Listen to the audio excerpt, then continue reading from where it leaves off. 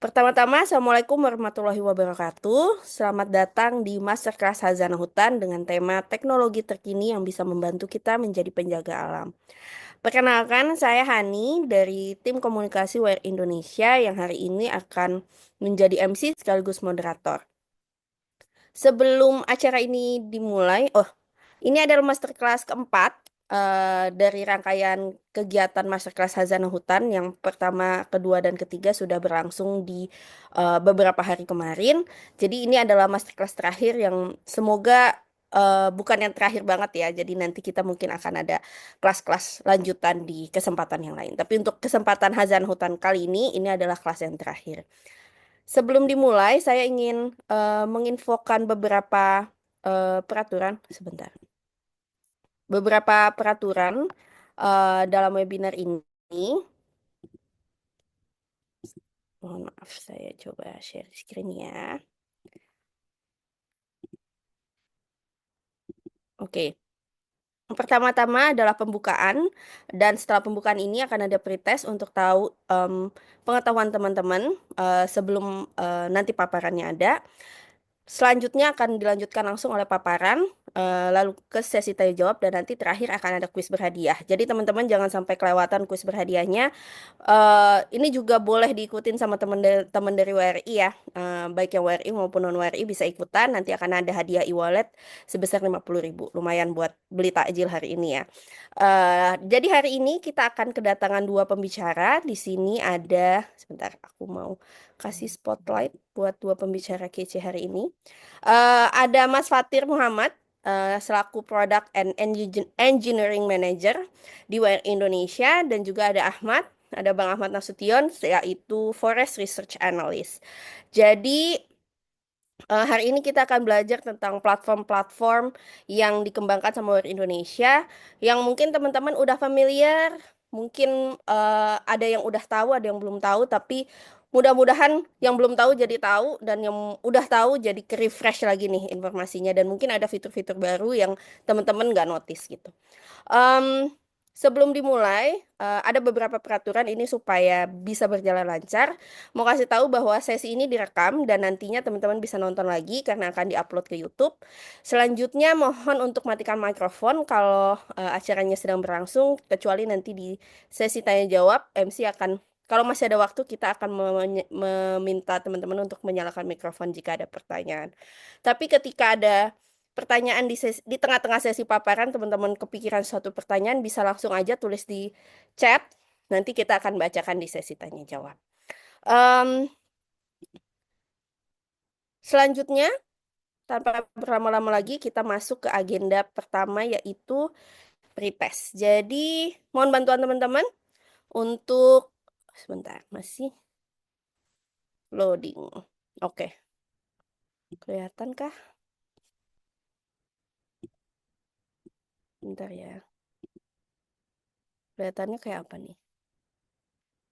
Tunggu sebentar. Mohon maaf, ada error. Kita ke Mentimeter sebentar ya. Oke. Ya, silakan teman-teman untuk scan barcode yang ada di sebelah kanan layar atau langsung ke menti.com, masukin kodenya 86541802. Di sini ada 19 participants, mungkin kita tunggu berapa belas ya. Mungkin ada beberapa belas yang mau join. 15, 8. Untuk sesi pretest ini nggak ada benar salah ya teman-teman. Jadi nanti teman-teman bisa sesuaiin aja jawabannya sepengetahuan teman-teman. Jadi di sini kita pengen tahu gitu ya, sebelum nanti dikasih tahu jawabannya, teman-teman sebenarnya udah tahu apa aja sih tentang platform-platform yang didevelop sama WR Indonesia. Oke, sudah ada 12. Kita mulai ya. eh, Pertanyaan pertama. Apa aja nama platform yang dikembangkan oleh WRI atau WRI Indonesia? Kecuali ya teman-teman, mana yang bukan berarti? Mana yang bukan platform yang dikembangkan oleh WRI atau WRI Indonesia? Mana nih yang bukan? Oke, ada 5 yang mengisi Forest Watcher, ada 4, 6 yang mengisi Data Lab. Oke, interesting. Nanti kita akan tahu jawabannya ya pas sesi paparan nanti. Masih ada 2 lagi yang belum menjawab. Kita tunggu. Langsung jawab aja, nggak perlu takut salah.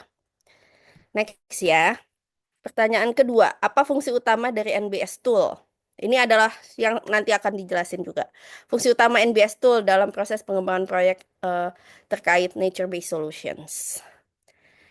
Menurut teman-teman yang mana nih? Memantau kebakaran hutan secara real time, atau menganalisis lokasi proyek dan menghitung potensi manfaat lingkungan, menghasilkan citra satelit resolusi tinggi, atau mengelola patroli hutan di lapangan. Coba mana kira-kira? Baru 11 nih. Tadi 12 ya di pertama. Oke, ada lagi yang mau menjawab? Kita next. Dalam NBS Tool, pengguna dapat menentukan area proyek dengan cara berikut. Kecuali, jadi ada beberapa cara yang bisa dilakukan nih di NBS Tool. Nanti Mas Fatir akan jelasin, tapi kalau menurut teman-teman yang mana sih yang nggak bisa dilakukan di NBS Tool? Yang bukan cara menentukan area project gitu. Saya juga belum tahu nih jawabannya, nanti kita akan sama-sama belajar, tapi silakan diisi dulu. Yang pertama, menggambar langsung area pada peta, atau mengunggah file spasial seperti shapefile, menggunakan koordinat GPS, atau mengunggah file KML atau KMZ. Mana yang nggak bisa nih berarti? Oke, interesting ya, menurut teman-teman nggak bisa menggambar langsung di area. Jadi nanti mungkin Mas Fatih bisa jelaskan. Selanjutnya, apa manfaat dari fitur proyek document generation di NBS Tool? Eh, Apakah membuat laporan keuangan proyek secara otomatis, atau menghasilkan dokumen prakelayakan proyek berdasarkan hasil analisis? Sorry.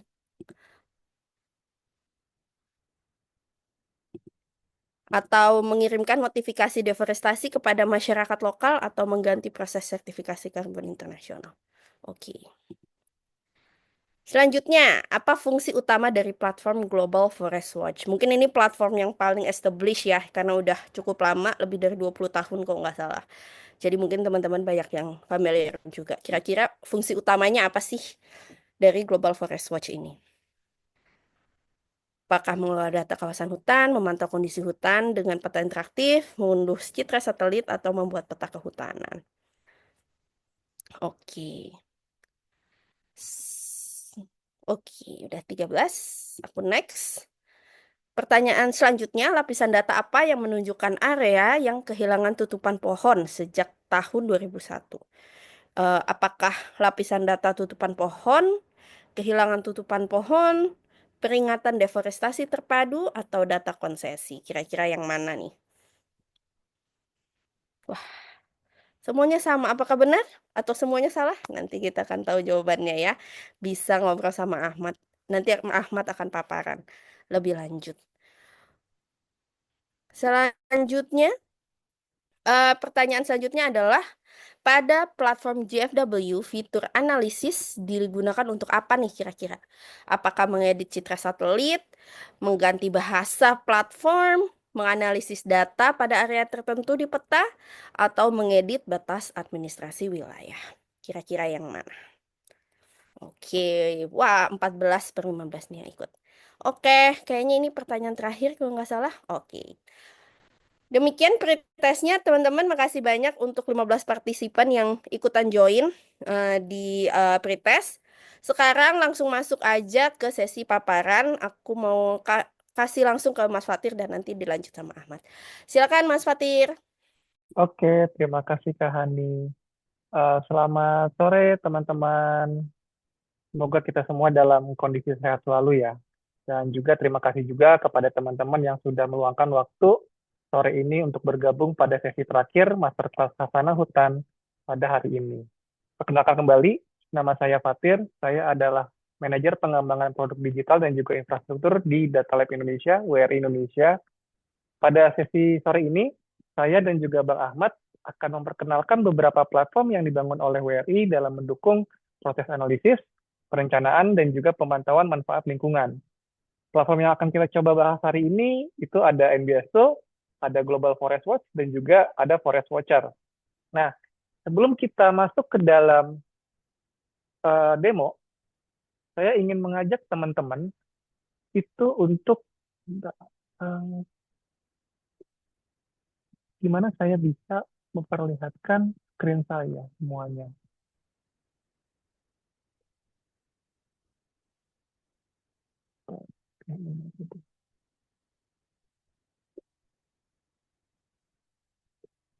Mungkin, bentar, Ini ke PPT, Mas. PPT ya. Saya nggak tahu, saya udah lama tidak pakai Zoom, jadinya agak ini terhambat gitu ya. Ini presentasi saya terkait dengan analisis manfaat lingkungan berbasis teknologi gitu. Nah, sebelum kita masuk ke demo platform, saya ingin mengajak teman-teman untuk terlebih dahulu melihat ilustrasi gambaran perjalanan besar analisis manfaat lingkungan. Nah, jika kita melihat ilustrasi ini, sebenarnya kita merancang proyek-proyek yang berbasis alam itu proses tidak dimulai dari satu ataupun beberapa platform saja. Tapi kita tuh lebih lebih penting kita tuh memahami kondisi suatu lokasi secara menyeluruh. Biasanya langkah-langkah yang pertama yang akan kita lakukan itu adalah menganalisis kondisi awal satu area, seperti kondisi hutan, tutupan lahan, dan juga kondisi iklim di wilayah analisis potensi tersebut. Nah, informasi ini itu biasanya kita bisa dapatkan di NBS Tool. Nah, kemudian informasi-informasi ini itu kita bisa dapat memahami kondisi lokasi, terus kemudian juga melakukan analisis potensi intervensi dan juga bisa membantu menjawab itu beberapa pertanyaan penting seperti jika kita melakukan restorasi ekosistem, apa aja nih manfaat yang bisa yang bisa apa manfaat yang bisa kita lihat dari alam, dari iklim dan juga dari masyarakat. Dan juga jika kita ingin melindungi hutan di area yang sudah kita tentukan, berapa sih kira-kira potensi emisi yang dapat kita hindari? Atau bagaimana kita dapat menyusun sebuah dokumen awal proyek secara sistematis gitu. Nah, setelah proyek ini berjalan, prosesnya itu tidak berhenti. Kita juga perlu untuk melakukan pemantauan kondisi hutan secara berkelanjutan. Nah, di tahap ini, platform-platform seperti Global Forest Watch, Forest Watcher, itu dapat kita gunakan untuk memonitor perubahan di lapangan. Misalnya seperti kehilangan tutupan pohon, deforestasi, ataupun untuk peringatan kebakaran hutan. Nah, jika kita sudah melakukan langganan notifikasi, nanti akan dijelaskan oleh Bang Ahmad apa sih sebenarnya langganan notifikasi ini, itu yang ada di dalam Global Forest Watch, dan juga apabila di lapangan itu terjadi anomali dan juga indikator ini kita pantau, sistem itu akan memberikan notifikasi kepada kita, notifikasi peringatan, sehingga tim kita di lapangan itu bisa dapat merespons kejadian tersebut dengan lebih cepat. Oke. Kemudian jika kalau misalnya oke, maaf sorry. Uh, Sekarang kita coba masuk ke dalam si NBS tool-nya sendiri. Tapi sebelumnya saya ingin menjelaskan apa itu Sim Coalition. Nah, Sim Coalition ini adalah sebuah kolaborasi dari 9 organisasi di Asia Tenggara yang memiliki tujuan bersama untuk mempercepat pengembangan proyek solusi berbasis alam yang berkualitas tinggi. Nah, untuk masuk ke dalam platform NBS Tool, kita bisa masuk salah satunya itu dengan menggunakan tautan dari alamatnya Sim Coalition.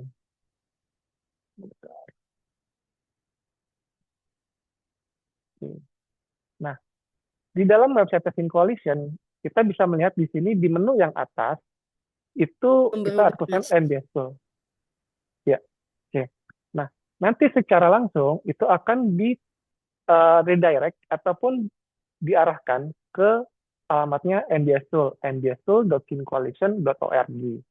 Nah, kita akan coba untuk masuk ke dalam fitur yang pertama, yaitu adalah interactive map. Bentar, Mas. Ataupun, Kamu ya, udah pindah ke window NBS tuh belum? oh Masih iya, PPT. bentar. Sorry. Ini tadi makanya saya, gimana caranya saya bisa share screen satu Nggak layar. bisa kayaknya di Zoom yang baru ini. Oh, oh. Langsung ke aplikasi. Oke, Oke. sudah ya. Ya. Jadi mungkin tadi saya ulang kembali ya. Nih, jadi tadi ketika saya masuk ke dalam eh, websitenya Syncoalition, duduk mas saya nah, ke dalam websitenya Syncoalition, di menu atas ini ada yang namanya NBS Tool menunya. Kita bisa klik itu atau di bawah juga ada seperti itu. Nah, begitu kita masuk ke dalam websitenya atau platformnya NBS Tool, yang alamatnya adalah nbstool.syncoalition.org, ini kita akan coba masuk untuk mempercepat proses. Kita akan masuk ke dalam peta interaktif, tuh, ataupun interactive map. Nah, di dalam interactive map ini, apa yang bisa kita lakukan? Dalam interactive map ini kita bisa melihat berbagai macam lapisan data yang dikelompokkan menjadi beberapa kategori utama seperti ada country specific, yaitu lapisan data yang data-datanya itu uh, kita kelompokkan menjadi negara-negara seperti misalnya peatland, situs gambut, apa ya, dan juga untuk social forestry itu ada di Indonesia. Kalau misalnya untuk forest cover itu ada di beberapa negara di Indonesia, ada di Thailand dan juga sebagainya. Ataupun kelompok-kelompok lainnya seperti set information terkait dengan alam, terkait dengan iklim dan juga terkait dengan komunitas. Seperti itu. Kita bisa mengaktifkan salah satu dari layer tersebut untuk memperlihatkan apa data-data tersebut dan juga informasi tersebut itu artinya apa. Seperti itu. Kita bisa melihat legend dengan warna hijau itu adalah hutan alam, kemudian hijau yang lebih terang itu adalah hutan tanaman. Seperti itu. Nah, kemudian fitur kedua, kita bisa masuk ke dalam data analyzer. Nah, di dalam data analyzer ini, kita mempunyai dua tipe cara untuk menentukan sebuah area. Yang pertama itu kita bisa menggambar sendiri ataupun delineasi itu di dalam peta. Mungkin sampai seperti ini. Saya klik draw, kemudian saya bisa klik untuk untuk membuat satu lokasi, terus kemudian lokasinya ini itu kita lihat berapa besar. Oh, ternyata area yang saya pilih itu lebih dari 100.000. Kalau misalnya kita ingin menganalisis lebih dari 100.000, kita bisa register ke dalam platform ini. Gitu. Mungkin saya akan memilih yang lebih kecil dengan cara yang kedua. Ini kita mengupload file-file spasial. File-file spasial apa sih yang bisa sebenarnya kita masukkan ataupun kita upload ke dalam platform ini? Yang pertama itu adalah file spasial seperti SHP, SHS, DBF, dan juga PRJ yang kita zip menjadi satu file, terus kemudian kita upload ke sini, ataupun file KML, ataupun file KMZ. Untuk mempercepat, saya akan saya pilih yang sudah saya punya. Ini ada di daerah Jambi, di Muara Merang, dengan lokasi areanya itu adalah 7.000 hektar. Kemudian ketika kita sudah memilih lokasinya, kemudian NBS Tool akan menganalisis uh, current condition ataupun kondisi saat ini yang ada di area tersebut. Nah, ini ada beberapa informasi yang dapat teman-teman lihat gitu seperti tutupan lahannya, terus kemudian apakah di daerah tersebut ada peat ataupun mangrove. Kemudian dari sisi nature-nya kita bisa melihat spesies yang berada spesies habitat yang ada di sana, terus kemudian di dalam komunitas itu ada demografi dan sebagainya. Dan juga di climate itu kita bisa melihat curah hujan dan juga temperatur dan juga informasi-informasi lainnya. Setelah itu, setelah kita sudah mengetahui kondisi saat ini, lokasi yang sudah kita tentukan, kita bisa mencoba untuk melihat ataupun mengetahui kira-kira kalau misalnya saya melakukan intervensi ataupun saya melakukan suatu aktivitas di area saya ini, itu apa benefit ataupun potensi manfaat yang bisa saya hasilkan, ataupun lokasi saya hasilkan. Pada versi kedua NBS tool ini, kita ini baru ada dua tipe intervensi. Yang pertama itu adalah avoided deforestation, dan juga yang kedua adalah ecosystem restoration. Dan juga kita harus menentukan durasi dari proyeknya berapa lama. Nah, bagi contoh, saya masukkan di sini adalah 30 tahun.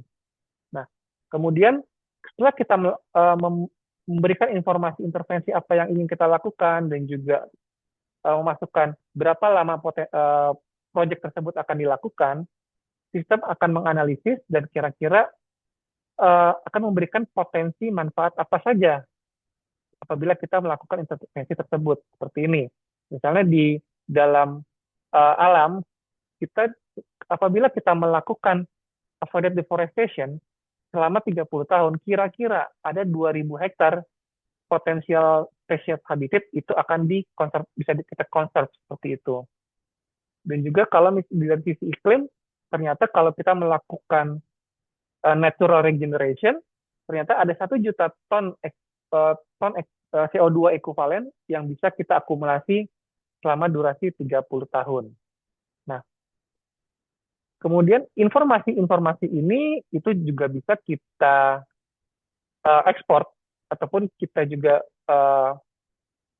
simpan ke dalam suatu dokumen berbentuk Word yang saya untuk kita sorry. Begitu kalau misalnya kita ingin mendownload file-file ataupun informasi-informasi yang telah kita dapatkan ini ke dalam file previsibility dokumen, kita harus melakukan registrasi ataupun login terlebih dahulu. Mas Fatir 2 menit lagi ya. Oke. Mari.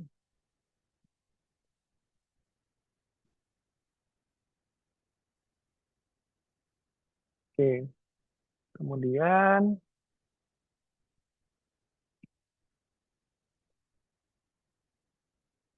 eh,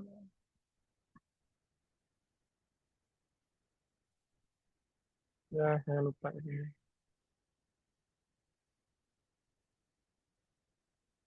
Eh,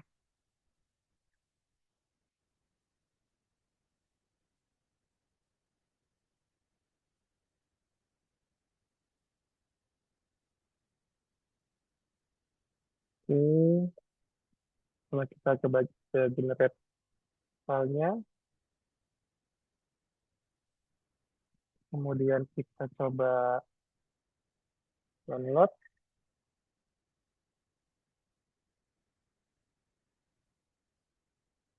kemudian kita akan bisa mendownload dokumen yang sudah tadi datanya eh, tergenerate. Ter, Ini ketutup ya, Mas? iya, bentar ya.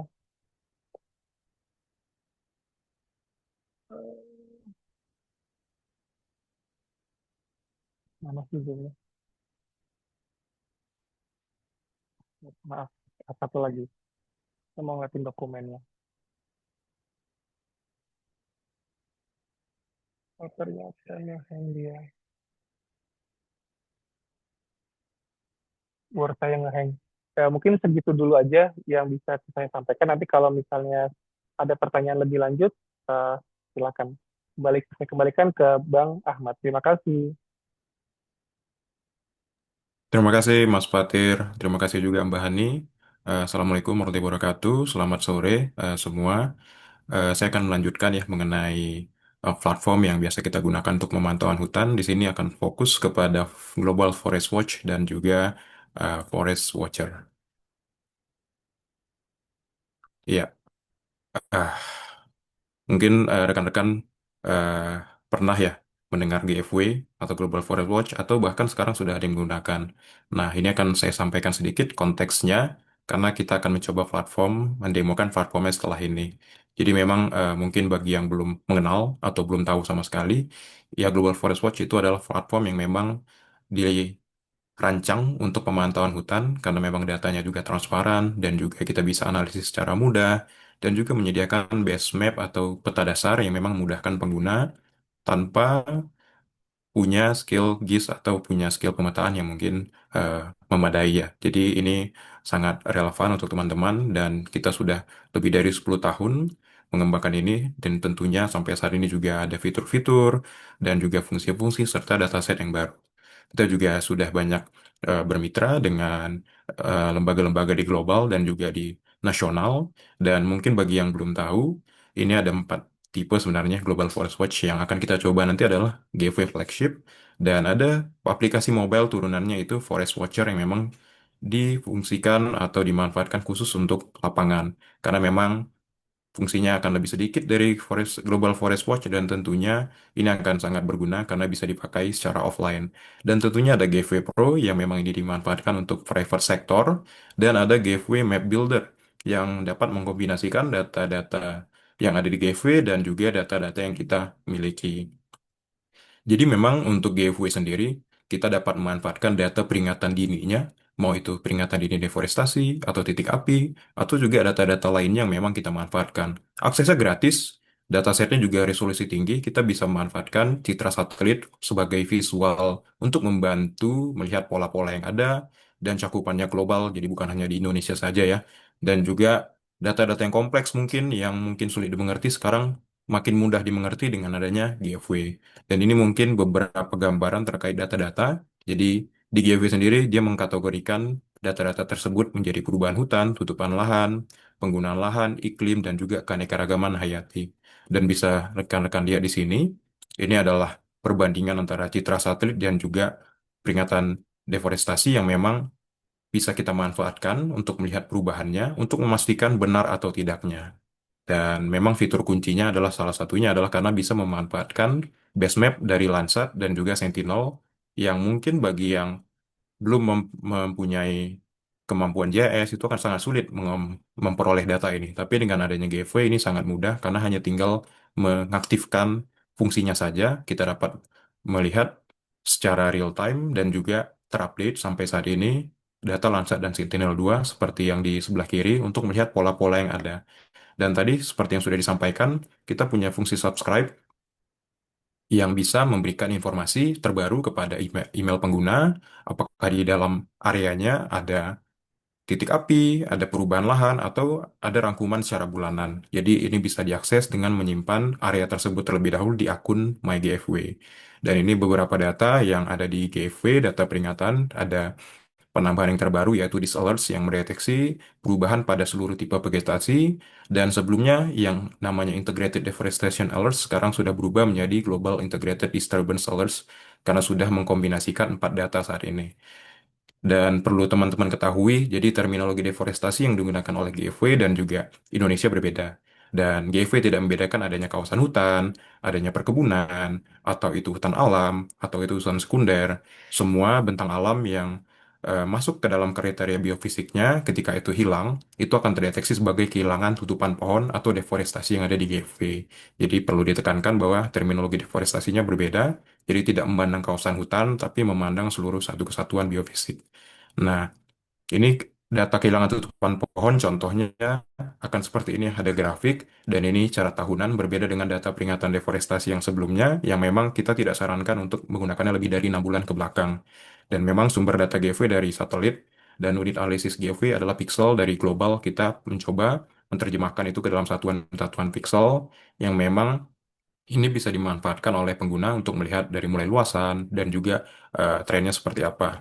Dan seperti apa sih pemanfaatannya di lapangan seperti itu.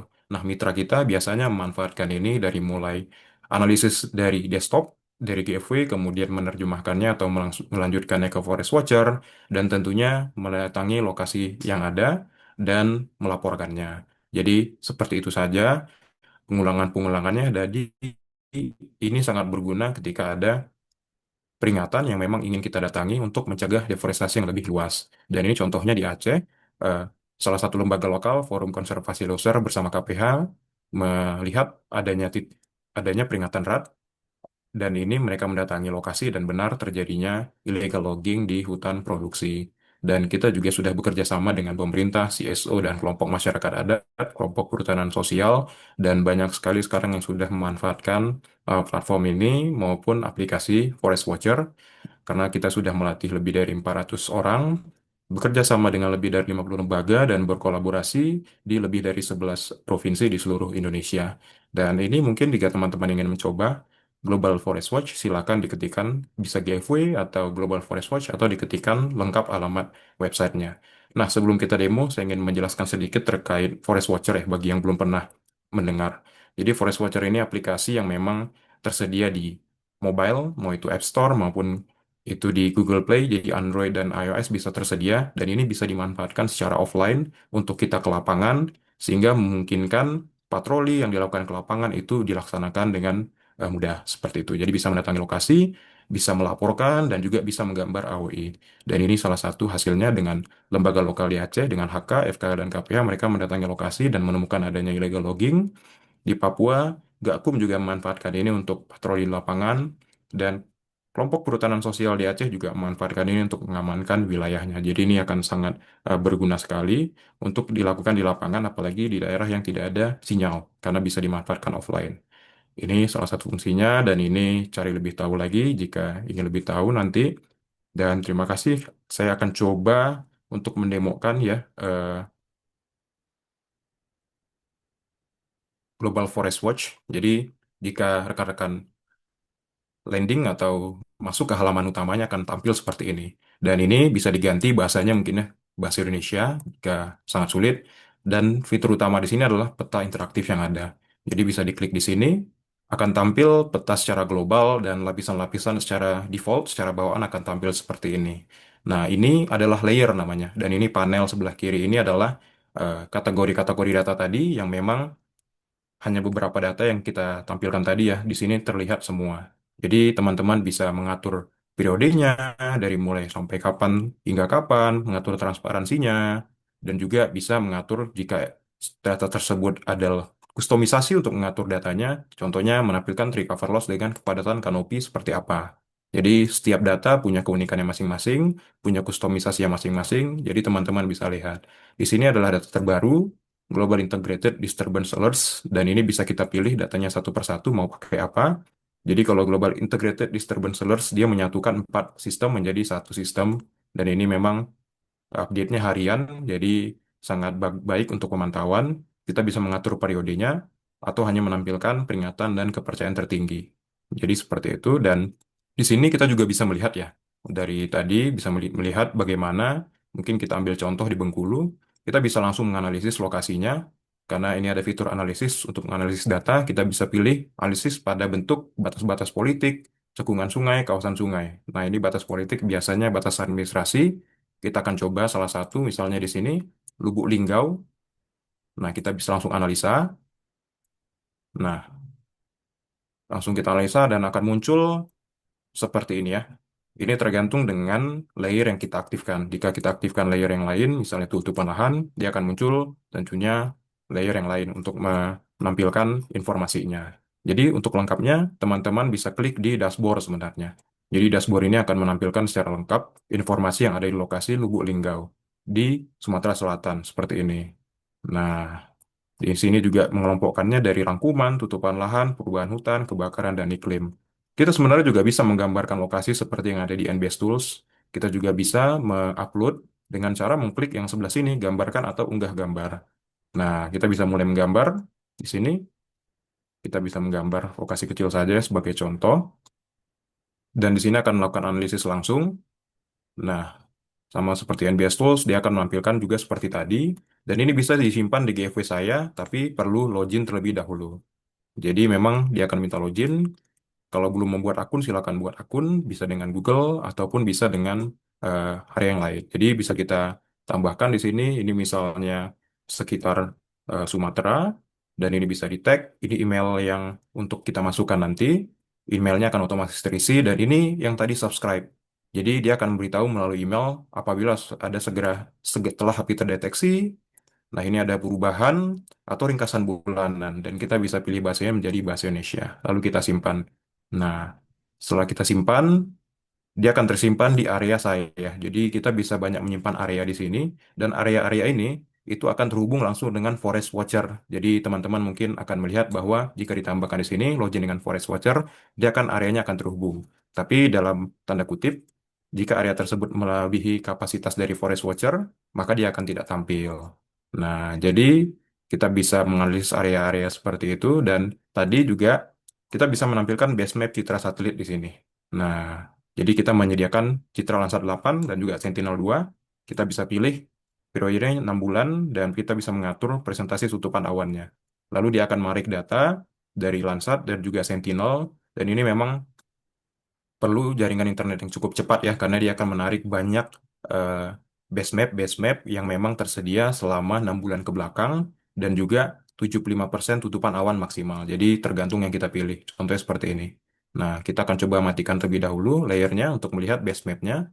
Nah, jadi kita bisa melihat di sini ada periodenya, tutupan awannya, di sini juga ada eh, citra yang digunakan, Sentinel-2B misalnya, di ini ada Landsat 8. Jadi kita bisa memanfaatkan ini untuk melihat pola-pola yang ada seperti itu di lokasi-lokasi yang kita inginkan. Dan juga kita bisa mengupload untuk lokasi-lokasinya.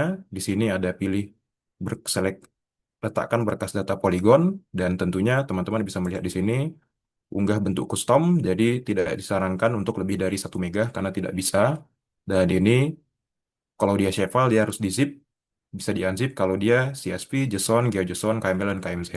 Untuk data-data yang digunakan, teman-teman bisa melihat di sini setiap data punya atribut atau ikon informasi, bisa dilihat untuk data-datanya seperti apa, sumbernya dari mana, resolusinya seperti apa, dan cakupan geografisnya seperti apa. Itu semua tersedia di setiap lapisan data informasi untuk kita pilih dan juga eh, kita bisa melihat data spesifik negara misalnya. Nah, ini kita bisa tambahkan Indonesia, dia akan muncul di sini ekosistem Leuser, moratorium hutan Indonesia, dan kawasan hutan. Nah, perlu teman-teman perhatikan bahwa misalnya data kawasan hutan ini tahun berapa, ini tahun 2017. Jadi bisa teman-teman lihat di atribut informasi di setiap layer. Kita akan coba mengupload ya. Nah, ini saya upload data saya, Dua data menit shapefile yang jam, sudah di zip. Dia dua akan menit. eh, zoom otomatis biasanya langsung ke lokasi dan ini bisa kita simpan. Nah, seperti itu. Dan ini akan kosong ya karena kita tidak mengaktifkan layer-layer lapisan untuk layer atau lapisan untuk melihat lokasi-lokasinya. Jadi mungkin seperti itu karena keterbatasan waktu saya tidak dapat menyampaikan fungsinya semua ya karena sangat banyak sekali fitur-fitur yang ada di GFW dan tentunya saya akan tertarik jika rekan-rekan mengetahui lebih lanjut dan membuka platform ini langsung. Terima kasih, saya kembalikan ke moderator Mbak Hani. Oke, terima kasih banyak Ahmad dan juga Mas Fatir tadi ya yang sudah memberikan banyak informasi. Mungkin ada yang saya udah tahu, ada yang belum tahu dan teman-teman juga ya mungkin ada yang udah tahu, ada bagian fitur-fitur yang baru tahu gitu. Eh Silakan kalau misalnya ada peserta yang ingin raise hand untuk memberikan pertanyaan atau kalau malu-malu boleh ditaruh aja di chat box nanti bisa saya bacakan. Em, karena belum ada pertanyaan dari peserta, untuk memantik mungkin dari saya dulu ya. Eh, saya tertarik karena ini sepertinya tiga platform yang ditampilkan di sini tuh lumayan kompleks gitu ya. Ada nggak sih challenge tertentu yang dihadapi gitu, khususnya ketika proses development atau updating dari platform-platform ini? Mungkin ada beberapa tantangan-tantangan yang bisa di-share ke eh, kita-kita. Silakan mungkin Mas Fatir dan Ahmad. Ya, Mas Patir, silakan Mas. Duluan. Oke, sebentar aku tidak buka kamera dulu ya. Apa namanya? Aku pindah device tadi.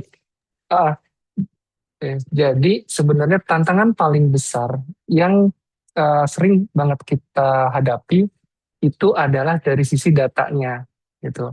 Karena eh, data ini cukup bertentangan ya kalau misalnya kita di satu sisi kita eh, ingin data yang sangat terupdate, terus tapi di satu sisi juga ternyata datanya itu oleh penyedia ataupun sumber datanya itu tidak terupdate secara reguler seperti itu. ini juga menjadikan analisis dan juga data-data yang kita punya itu tidak bisa kita hubungkan satu dengan yang lainnya. Jadi terkadang data-data yang kita punya itu tidak bisa berbicara kalau misalnya seperti itu. Seperti itu sih Kak. Jadi lebih kepada ketersediaan data yang eh, lengkap seperti itu. Oke. Silakan Ahmad kalau mau menambahkan. Dia menambahkan dari Mas Fatir ya benar ya. Jadi banyak user yang meminta bahwa kenapa mungkin data kawasan hutannya terlalu lama, data konsesinya terlalu lama ya memang karena beberapa data memang tidak dibuka untuk publik. Jadi ketika ingin membandingkan dengan data yang ada, contohnya peringatan deforestasi, itu akan sangat sulit. Tapi kita memberikan solusi kepada pengguna. Sebenarnya kalau untuk memanfaatkan data ini secara kelanjutan bisa dengan mengunduh data setiap data yang ada. Jadi kalau di GFW itu sebenarnya beberapa data itu tersedia untuk diunduh. Apalagi data yang di produce atau data setnya tersedia di GFW sendiri. Jadi bukan data pemerintah ataupun data lembaga lain. Data-datanya memang terbuka, jadi bisa di-download dan diolah lebih lanjut. Tapi tentunya memerlukan kemampuan spasial yang lebih itu. Oke, jadi lebih ke datanya sendiri ya. Kalau development dari segi teknologinya sendiri atau platformnya sendiri sebenarnya tidak terlalu banyak tantangannya gitu ya. Berarti udah jago-jago nih ya. Betul Development Kak. development RI. Betul Kak. Iya. Tapi satu satu hal lagi Kak Nah, yang mungkin juga banyak gitu ya dari para developer ataupun pengembang platform yang ada di Indonesia ataupun di luar Indonesia gitu, itu kurangnya pemahaman terkait kebutuhan dari si user gitu ya. Mungkin kita juga mau promosi juga salah satu artikel yang kita keluarkan di Data Lab gitu ya, bahwa dalam pengembangan satu platform itu karena kita sangat penting sekali itu untuk bisa merasakan apa sih pain point dari si pengguna. Jadi sebenarnya apa sih sebenarnya yang pengguna itu butuhkan dan juga sebenarnya apa yang pengguna itu ingin selesaikan seperti itu. Terkadang eh, platform-platform yang dibangun oleh para developer ini itu hanya eh, apa ya ego dari si developer. Aku pengen menyelesaikan hal ini. Makanya kita sudah mencoba gitu ya apa namanya curhat gitu ya di Live at WRI ya ada di blog mungkin Kak Hani bisa pandu gitu ya di mana gitu ya di mana itunya di Live at WRI itu terkait dengan pengembangan eh aku lupa judulnya Kak gitu nanti mungkin bisa bisa promosi ya Kak oh ya itu terima kasih Kak Hani.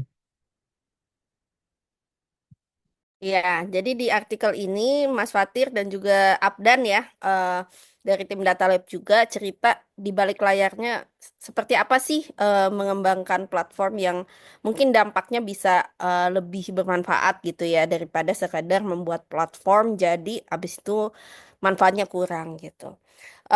Teman-teman bisa langsung klik aja linknya yang udah aku share di chat box.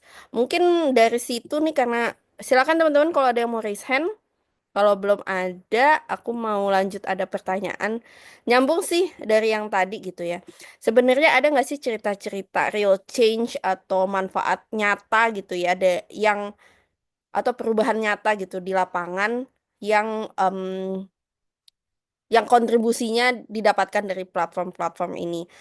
Kalau platform itu kan kesannya ya hanya di dunia maya gitu kayak. Ini data-datanya sebenarnya beneran gak sih bisa dipakai di dunia nyata gitu. Mungkin Mas Fatir atau Ahmad punya pengalaman soal making real change gitu di lapangannya seperti apa sih dari data-data atau platform yang kita punya ini.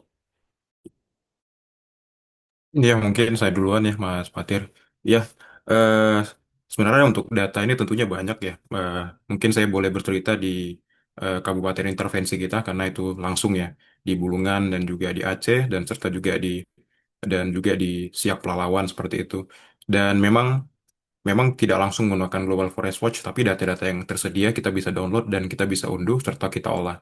Jadi melalui data tersebut memang kita sudah berkontribusi sebenarnya mereka berkontribusi untuk melindungi hutan seluas 2,2 juta hektar yang memang ini sangat baik sekali dan tentunya data-data ini memang yang mereka manfaatkan yang paling penting adalah peringatan dininya sebenarnya. Jadi dengan adanya peringatan dini tersebut mereka bisa langsung dapat mengenforce ya, langsung dapat menindaklanjuti dan tidak terjadi deforestasi secara lebih luas. Dan juga untuk GFW sendiri memang banyak yang menggunakan ini sebagai bentuk advokasi sebenarnya. Jadi melihat lokasi-lokasi yang ada dan tentunya karena ini cakupannya global, ini lebih dimanfaatkan untuk analisis-analisis sebelum nanti turun ke lapangan seperti itu. Jadi kalau untuk ke lapangan memang lebih banyak cerita-cerita dari tapak yang memang menggunakan forest watcher untuk ke lokasi dan memang bisa digunakan secara offline dan dengan adanya data peringatan dini yang dimanfaatkan, itu mereka bisa langsung mengejar titik-titik atau pixel-pixel dengan adanya peringatan tersebut untuk menekan atau mencegah adanya perluasan. Jadi ini sangat membantu mereka, terutama kelompok-kelompok PS yang ada di Aceh yang pernah kita dampingi di program IPLC. Oke. Mas Fatir mau menambahkan? Silakan. Ah, mungkin mau promo lagi Kak, gitu ya. Kita juga ada cerita sebenarnya juga eh, aku dan juga Bang Ahmad gitu ya. Kita tahun kemarin kita melakukan 3 kali diseminasi gitu ya. Kita menyebutnya adalah cross product training, di mana kita eh, mengenalkan bagaimana analisis dampak lingkungan ini eh, yang seperti tadi saya sudah sampaikan di awal tadi itu dengan menggunakan 3 platform yang sudah WRI bangun gitu. Nah, cerita-cerita dari lapangan itu dan juga apa dampak yang diterima oleh para eh, teman-teman di lapangan itu mungkin bisa dibaca di blog kita juga gitu ya. Ada blognya itu cerita apa sih? Kehidupan pelajaran dari pengguna platform WRI di Sulawesi, Kalimantan, dan juga Bali Musra. Seperti itu. Nah, seperti ini.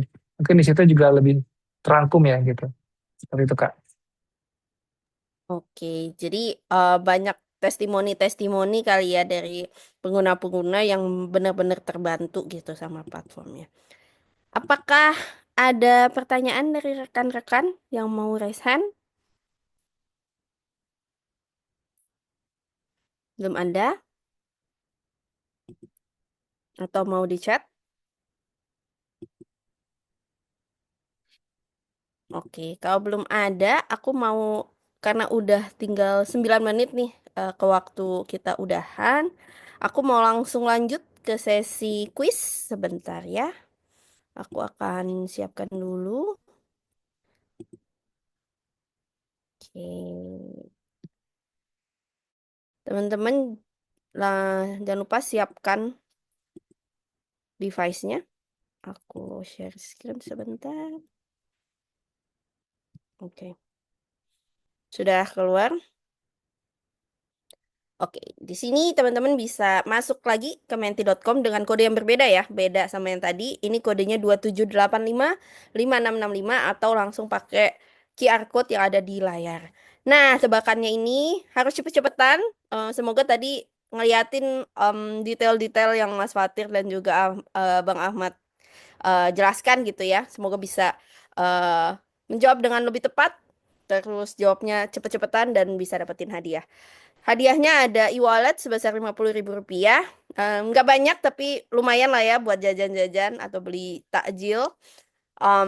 Hari ini kita tunggu ya. Ada 23 peserta. Mungkin tunggu 15-an. Teman-teman WRI kalau mau ikutan juga boleh ya. Lumayan.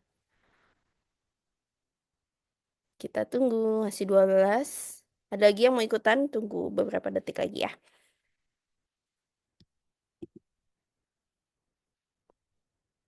Pertanyaannya kurang lebih sama kayak yang tadi. Jadi kalau teman-teman tadi pas dengerin presentasi, oh ternyata saya jawabnya tadi salah.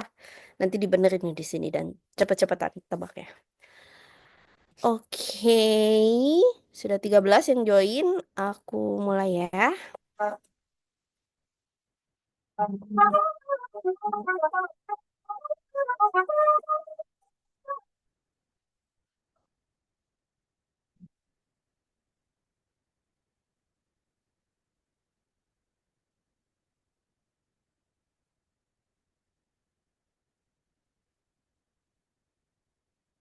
Apa nama platform yang kecuali ya?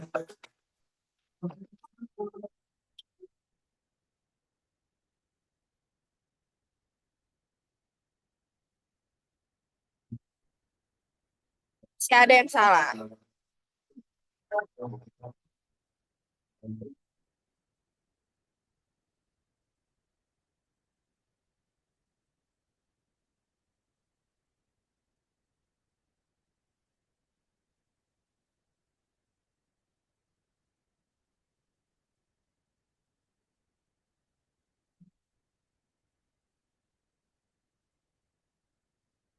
Biasa.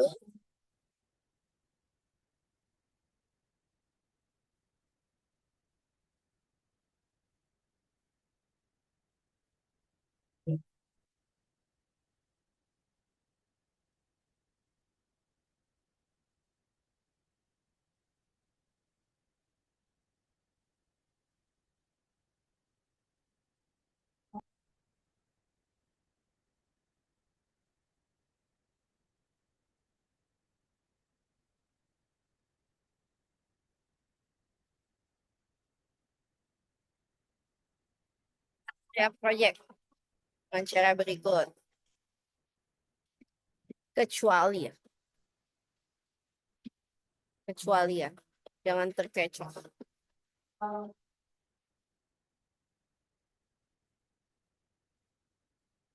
Nih. Masih banyak yang salah nih.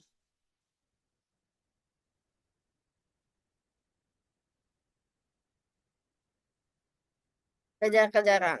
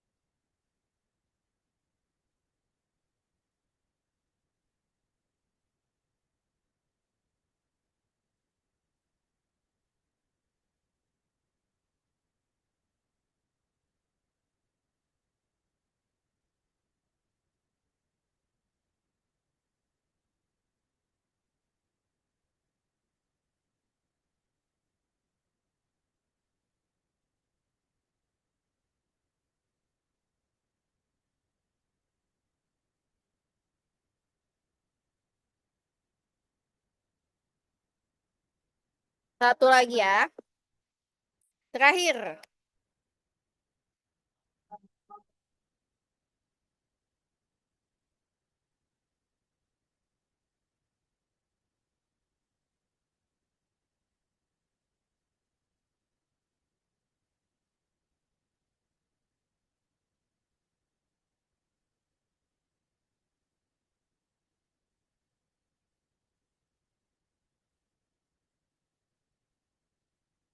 Menangnya ada. Oke.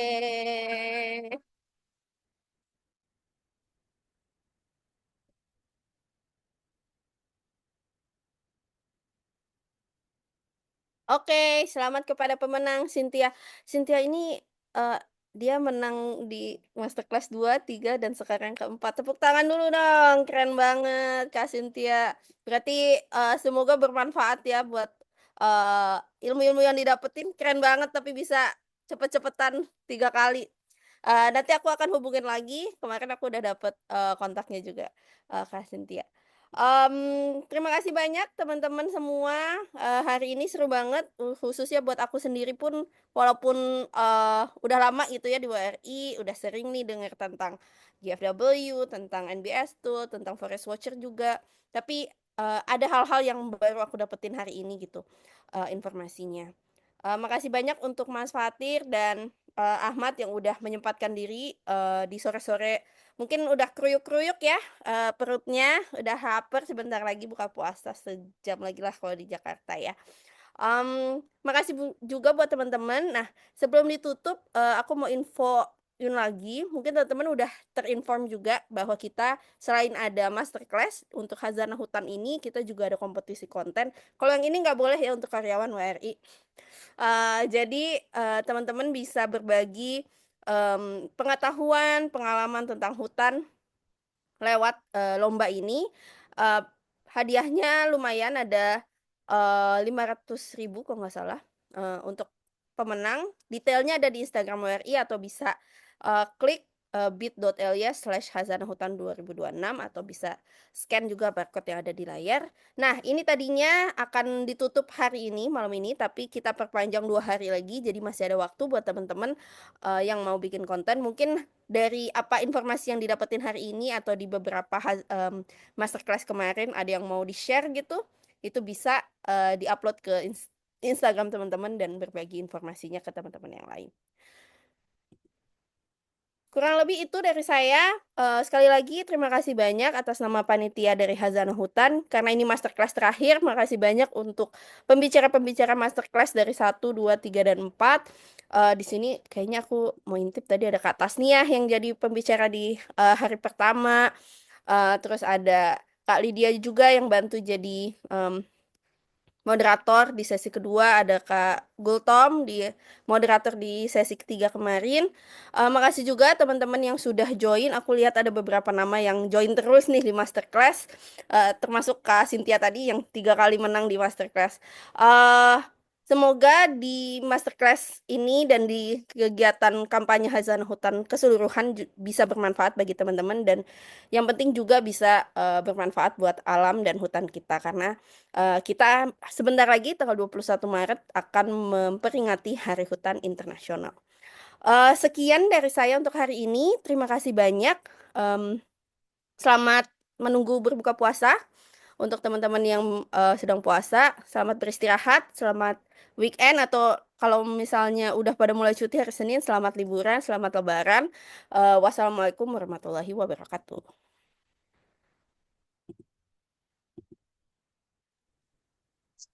Terima kasih.